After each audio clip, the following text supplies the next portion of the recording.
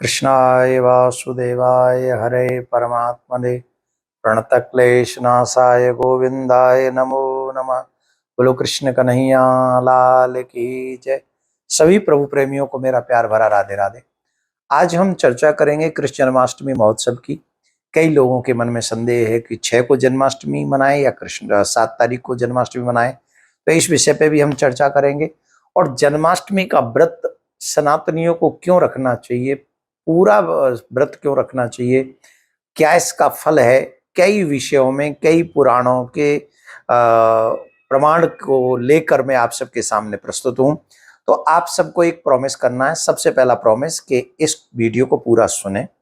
दूसरा प्रॉमिस हमसे ये करें कि आप इस वीडियो को ज्यादा ज्यादा सनातनियों को इसलिए सुनवा दें क्योंकि जो कंफ्यूजन है वो मिट जाए सभी लोगों का। तो बड़े ध्यान से इसको सुने और इसके व्रत का महात्म क्या है वो सावधानी पूर्वक सुने। तो सबसे पहले मैं आपको बताता हूं कि जो मनुष्य अपना कल्याण चाहते हैं उन सभी मनुष्यों को जन्माष्टमी का व्रत पूरी निष्ठा के साथ और ईमानदारी के साथ रखना चाहिए। व्रत रखें और रात्रि के समय ठाकुर जी का अभिषेक करें, पंचामृत से अभिषेक कराएं, उत्सव मनाएं, आदि आदि क्रम में सम्मिलित होकर अपने जीवन को धन्य करें। अब इसमें जो जन्माष्टमी का व्रत रखते हैं, पहले हम व्रत की बात कर रहे हैं, उत्सव की नहीं, उसका महत्व क्या है मैं बता देता हूं। ब्रह्मवर्तत पुराण में यमराज धर्मराज सावित्री से कहते हैं, हे देवी, जो इस भारतवर्ष में जन्म लेता है मनुष्य बनता है और मनुष्य बनने के बाद जो भी प्राणी जन्माष्टमी का व्रत करता है, श्री कृष्ण जन्माष्टमी का व्रत करता है, वह इसी जन्म में अपने विगत 100 जन्मों के जो पाप हैं एक जन्माष्टमी का व्रत करने पर उसके 100 जन्मों के पाप नष्ट हो जाते हैं। दूसरा, भविष्योत्तर पुराण में भगवान श्री कृष्ण कहते हैं युधिष्ठिर से, धर्मराज से, हे युधिष्ठिर, जो मनुष्य एक जन्माष्टमी का व्रत मनुष्य जीवन प्राप्त करके एक जन्माष्टमी का व्रत करता है, वो 20 करोड़ एकादशियों का फल प्राप्त कर लेता है। यही बात अन्य शास्त्रों में ब्रह्मा जी भी कहते हैं। वायु पुराण में भी यही बात आती है कि जन्माष्टमी को व्रत करने का बहुत बड़ा फल है। जो मनुष्य जन्माष्टमी के दिन अन्न इत्यादि खा लेता है, व्रत नहीं करता है, वह नरकगामी होता है, उसे नरक जाना पड़ता है।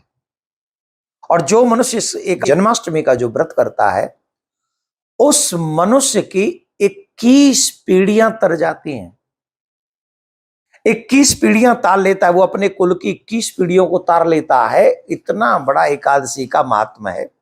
भविष्य पुराण में आता है कि जन्माष्टमी का व्रत करने वाला जो अकाल मृत्यु होती है उससे बच जाता है। तो आप सोचिए क्या होता है, 100 जन्मों के पाप, 20 करोड़ एकादशी का व्रत, 21 पीढ़ियों को तारना और अकाल मृत्यु से बचना, ये सब श्रेष्ठ कार्य एक जन्माष्टमी के व्रत के करने से प्राप्त हो जाते हैं।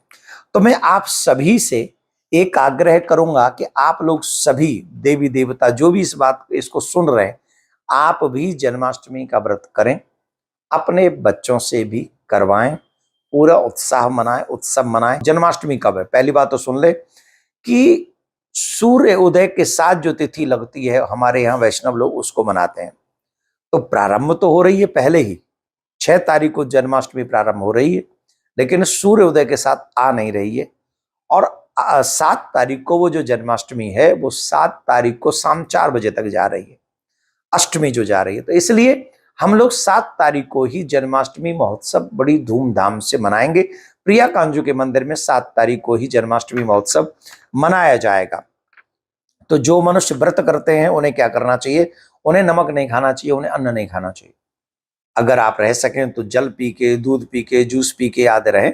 दूध न पिए, जूस इत्यादि पी लें, कोई जो पेय पदार्थ है वो रख लें। अगर वो संभव न हो तो आप फल आदि इत्यादि ले लें, फल ले लें, या कुछ कूटू इत्यादि की जो पूड़ियाँ बनती है वो आप ग्रहण कर सकते हैं। और भगवान को ही भोग लगा के आप ये सब ग्रहण करें। दूसरा, जन्माष्टमी के व्रत में कभी भी गलती से अन्न नहीं खाना चाहिए। सामर्थ्यवान लोगों को कभी भी अन्न नहीं खाना चाहिए। अब प्रश्न ये उठता है कि जन्माष्टमी के व्रत को खोलें कब?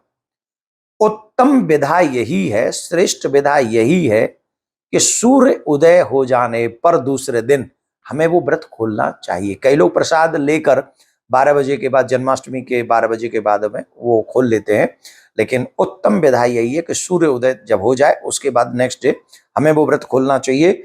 और जो पूजन का समय है, पूजन का जो मुहूर्त का समय है, वो आप लोग बड़े ध्यान से सुन लें। पूजन का समय 12:02 से 12:48 तक रहेगा, जिसमें आप पंचामृत से अभिषेक इत्यादि करेंगे, उत्सव मनाएंगे। बेस्ट पूजन का रात्रि में 7 तारीख को ये रहेगा। और जो व्रत खोलने का जो समय रहेगा वो सुबह 2:02 से आप लोग पारायण उस व्रत का कर सकते हैं 8 तारीख को। तो आप ये नियम पालन करें, आप इस नियम को एक साथ जन्माष्टमी व्रत करें।